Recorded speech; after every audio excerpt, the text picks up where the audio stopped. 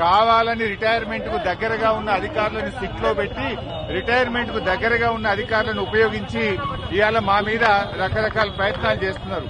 నేను మాత్రం ఒక్కటే చెప్పదలుచుకున్న అధికారులకు, మీరు అన్యాయంగా వ్యవహరిస్తే, అక్రమంగా వ్యవహరిస్తే, మీరు ఉద్దేశపూర్వకంగా మమ్మల్ని ఇబ్బంది పెట్టాలని ప్రయత్నం చేస్తే, మీరు రిటైర్ అయిన తర్వాత కూడా ఏ పొక్కలో దాక్కున్నా, సప్త సముద్రాల బయట ఉన్నా మిమ్మల్ని పట్టుకొచ్చి విచారిస్తాము.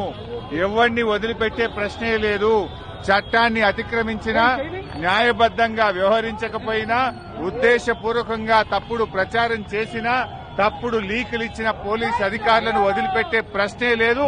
అంతకంతకు అనుభవిస్తారు. జాగ్రత్త, ఆలోచించుకోండి. రిటైర్ అయినాక మీకు ప్రభుత్వం రేపు వచ్చే బీఆర్ఎస్ ప్రభుత్వం కూడా మీకు సహకరించదు. మీ సొంత డబ్బులతో సొంత లాయర్లను పెట్టుకుని మీరు కేసులు వాదించుకోవాల్సి వస్తుంది. అన్ని దృష్టిలో పెట్టుకుని న్యాయబద్దంగా వ్యవహరించండి, చట్టబద్దంగా వ్యవహరించండి.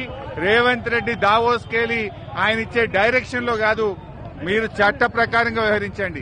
దావోస్ నుంచో, సిపి నుంచో, ఇంకొకరి నుంచో తప్పుడు సూచనలు, వాళ్ళిచ్చే ఆదేశాలను మీరు పాటించి చట్టాన్ని అతిక్రమిస్తే మాత్రం దానికి మీరే బాధ్యత వహించాల్సి వస్తుందని